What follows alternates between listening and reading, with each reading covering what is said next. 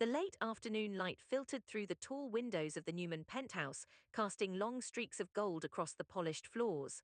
Genoa City hummed beyond the glass, unaware that far more dangerous currents were gathering beneath the calm surface of one of its most complicated love stories.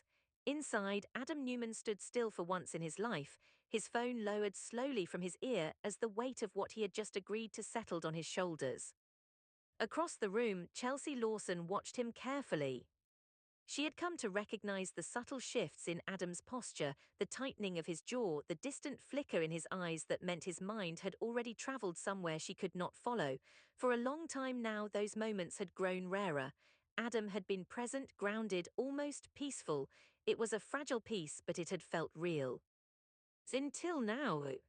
What is it? Chelsea asked softly, though she already sensed the answer wouldn't be simple. Adam hesitated. For a brief second, he looked like the man she had fallen in love with again, vulnerable, conflicted, wanting to do the right thing. "Nick needs my help," he said at last. "It's Vega's Matt Clark." Chelsea's stomach dropped. Lars Vegas. The name alone seemed to echo in the room, carrying with it memories neither of them had ever fully escaped. She tried to keep her expression steady, but a cold knot formed in her chest. "Vegas," she repeated quietly. Adam nodded. "Clark resurfaced. He's causing problems for Nick, and if this goes sideways, it won't just affect him, it could bleed back here, to the company, to the family." To us, Chelsea thought but didn't say. Adam took a step closer, as if he could bridge the widening gap with proximity alone. "I can handle this," he insisted. "I know that world, I know Clark, I know how he operates." That was precisely what frightened her. Because knowing that world meant remembering the man Adam had once been in it, the man who had called himself Spider. Back then, Adam hadn't just changed his name. He had shed his entire identity, burying his history beneath a calculated, hardened persona. Spider had been sharp, dangerous, detached from consequences. He had been a man who operated in shadows and thrived there. Chelsea had only heard fragments of that time, stories filtered through pain and regret. Adam himself rarely spoke of it. When he did, it was with a complicated mix of shame and reluctant acknowledgement that Spider had been both a shield and a weapon. Amnesiac, unmoored from his past, Adam had built that persona to block out the guilt and chaos of the life he couldn't remember but somehow felt haunted by. Spider had been a way to survive. But survival had come at a cost. "I don't like this," Chelsea said finally. Adam reached for her hands. "I know." "No," she whispered, pulling back slightly. "You don't, not really." He frowned. "Chelsea." "You've changed," she pressed on. "You've worked so hard to change, to be better, for Connor, for me, for yourself." Her voice trembled despite her efforts. "What happens when you go back there, when you see those people, when they see you?" "So I'm not that man anymore."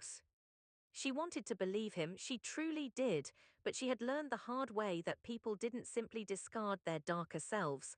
Those versions lingered, waiting for the right pressure to resurface. Nick felt it too. He hadn't said the words outright, but his unease had been clear when he'd approached Adam.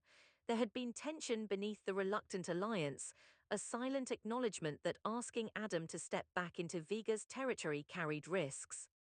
Nick knew his brother better than most. He knew how easily Adam could rationalize crossing lines for what he considered the greater good. "I just have to go in, assess the situation and neutralize Clark," Adam continued. "That's it, in and out." "In and out," Chelsea echoed hollowly, as if Vegas were ever that simple. She moved toward the window, wrapping her arms around herself. Below, traffic moved in predictable patterns.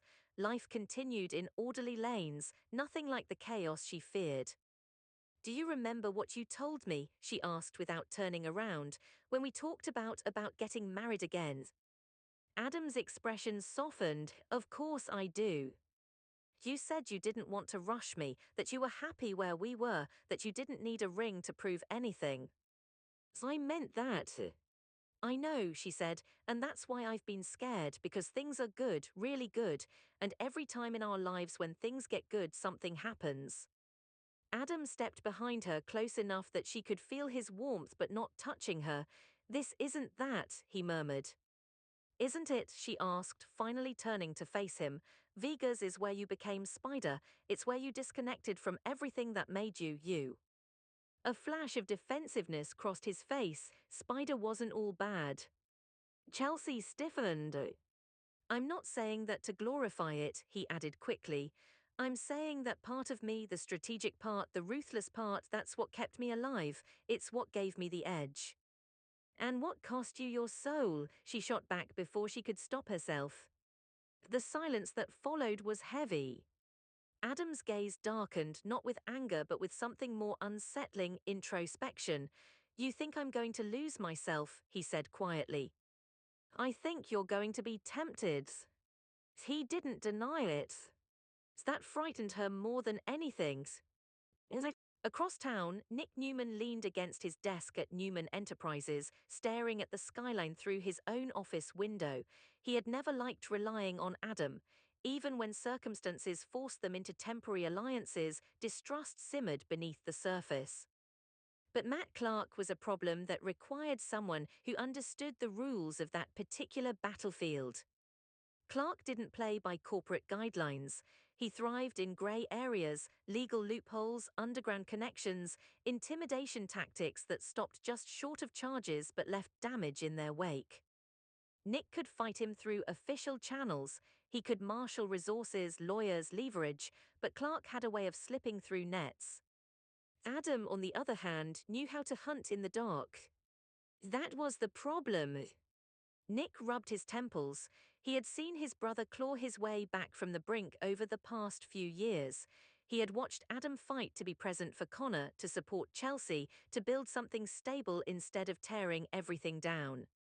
Sending him back to Vegas felt like striking a match in a room filled with gasoline fumes. When Adam entered the office later that evening, the air shifted. You look like you're second-guessing this already, Adam observed. Nick gave him a long look. I am. Adam smirked faintly. That's comforting. I mean it, Nick said. Clark is dangerous, but so are you in that environment. Adam's jaw tightened. You think I'm going to spiral? I think Vegas brings out a version of you that doesn't care about collateral damage. Adam stepped closer, lowering his voice. You asked for my help. I know, Nick exhaled sharply, and I hate that you're the best options. A flicker of something hurt pride crossed Adam's features. Relax, I'm not looking for an excuse to go rogue. You sure about that? Nick challenged. Adam held his gaze steadily. I'm not Spider anymore. Nick didn't look convinced. Just don't forget that when you're standing across from Clark and he starts pushing every button he knows you have. Adam didn't respond immediately. For a moment, something distant crept into his eyes, as if he could already see the neon lights of the strip reflecting off-polished casino floors. Trust me, he said finally, I remember exactly who I was back then. The unspoken question lingered between them. Did he miss it? The night before Adam's departure, Chelsea lay awake beside him, listening to the steady rhythm of his breathing. He appeared calm, almost serene. She wondered if that was genuine peace or the quiet before a storm. She slipped out of bed and walked into Connor's room, watching her son sleep. Connor had endured so much instability in his young life. Lately, though, things had felt different. Family dinners, honest conversations, a sense of safety. Adam had been a crucial part of that. She returned to the bedroom and studied him again. The man she loved was not the reckless, destructive force he had once been. He had grown, he had learned. But growth was not immunity. When morning came, she forced a smile as she helped him pack. Call me, she said, even if there's nothing to report, just call. I will. And if Clark tries to provoke you, I won't take the bait. She searched his face. Promise me. Adam cupped her cheek gently. I promise I'm coming back to you. It wasn't the same promise. Still, she nodded and let him go. As the elevator doors closed, an inexplicable chill swept through her. Somewhere deep inside, she felt the fragile stability of their world begin to tremble. Las Vegas greeted Adam with a blaze of artificial daylight and the relentless hum of possibility. The city never slept and it never forgot. Neon lights pulsed against the desert sky, casting shifting colors across the strip as if the entire place existed inside a fever dream. For a fleeting moment, as he stepped out of the car and onto the familiar pavement, something inside him stirred. Spider had walked these streets with confidence bordering on arrogance. Spider had understood that in Vegas, perception was currency and fear was leverage. Spider had known how to manipulate both. Adam adjusted his jacket and pushed the memories aside. He wasn't here to relive the past, he was here to end a threat. Matt Clark had arranged to meet at a private lounge tucked inside one of the more exclusive casinos. It was the kind of place where secrets were traded over top-shelf whiskey and deals were sealed with nods instead of signatures. When Adam entered, conversations dipped for a fraction of a second. Recognition flickered in more than one pair of eyes. So they remembered. Clark rose slowly from his seat in the back corner, a slow grin spreading across his face. "Well, I'll be damned," he drawled. "Spider." Adam didn't flinch. "That's not my name." Clark chuckled. "Maybe not anymore, but it fits." Adam took a seat across from him, posture relaxed but alert. "Let's skip the nostalgia. Straight to business," Clark mused. "I always did like that about you." "You're interfering with Newman operations," Adam said coolly. "That stops now." Clark leaned back, studying him. "You don't sound like Spider." "I'm not." "Pity," Clark replied lightly. "He was a lot more fun." A flicker of irritation sparked inside Adam. He kept his expression neutral. Clark continued, "You know, when word got around that you'd evolved, I didn't buy it. Men like you don't evolve, they adapt." "I'm here to make a deal," Adam said evenly. Clark's grin widened. "Ah, there he is." The implication hung in the air. Adam felt it, the subtle shift in himself, the sharpening of instinct, the strategic calculations unfolding rapidly in his mind. He could anticipate Clark's moves, identify pressure points, map out contingencies. It felt familiar, comfortable, dangerous. Back in Genoa City, Chelsea paced the living room, her phone clutched tightly in her hand. Adam had called earlier offering a brief update, nothing substantial, just enough to reassure her that he was handling it. But there had been something in his tone, an edge she hadn't heard in a long time. Connor wandered in, sensing her tension. "Is Dad okay?" She forced a smile. "He's fine, just busy." Connor nodded, but his eyes betrayed lingering worry. He had inherited more than just his father's intensity. He felt shifts in the emotional atmosphere, like changes in barometric pressure. After he left the room, Chelsea sank onto the couch. She tried to remind herself that Adam was strong, that he had tools now: self-awareness, therapy, perspective. But Vegas was not just a location, it was a trigger. The second meeting with Clark did not go as smoothly. Clark had come prepared, armed with information Adam hadn't anticipated: subtle insinuations about past misdeeds, veiled threats about exposing certain chapters best left buried. "You built quite the reputation here," Clark said casually, swirling his drink. "People still talk about the way you handled certain situations." Adam's gaze hardened. "Careful." Clark's smile faded slightly. "Or what? You'll show me how Spider used to solve problems." For a heartbeat, the temptation surged.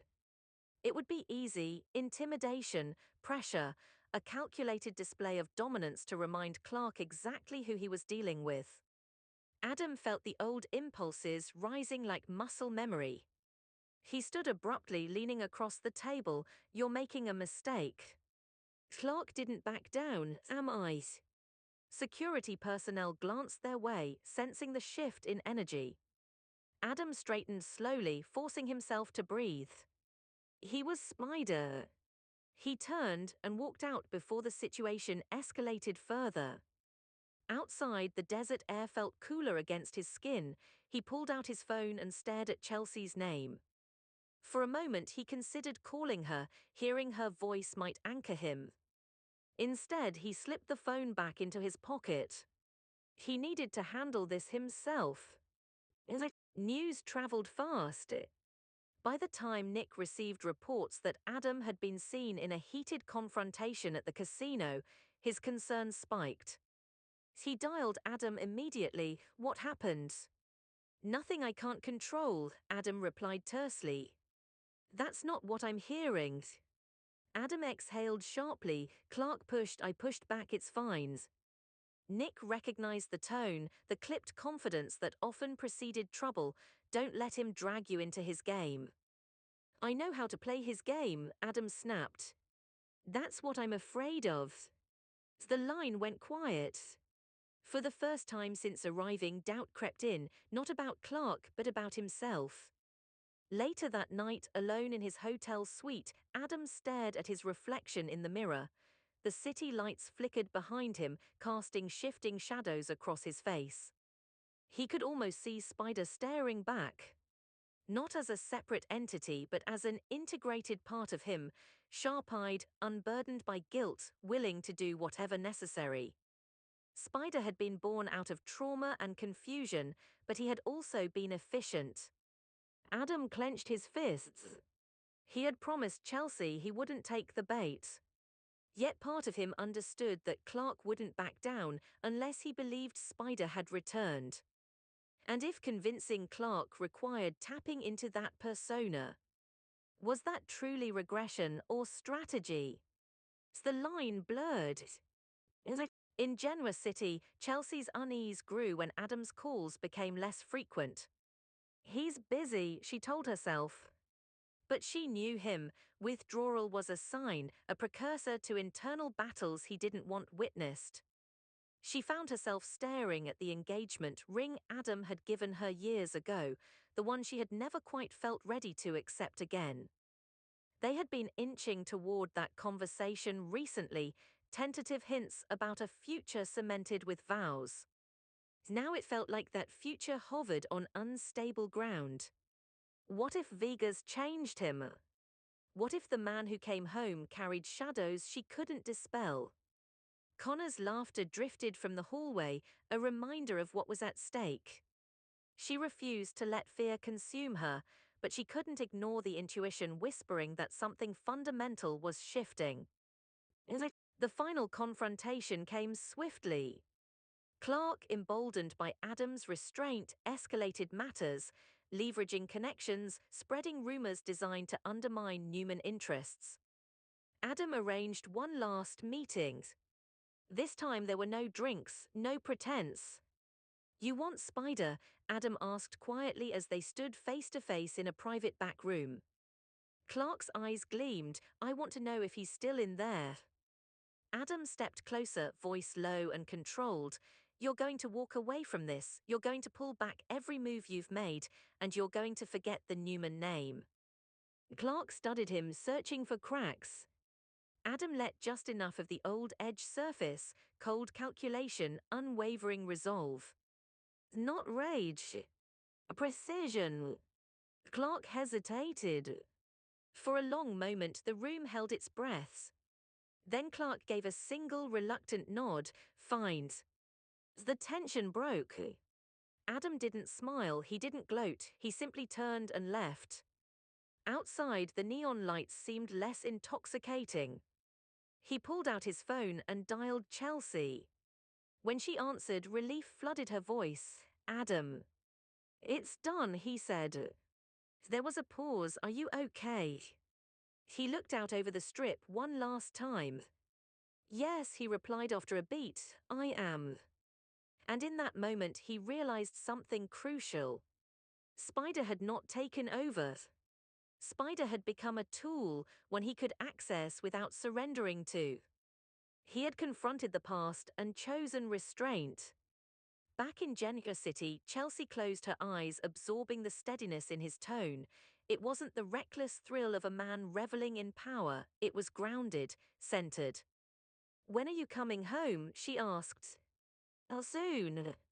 After the call ended, Adam remained still for a long time.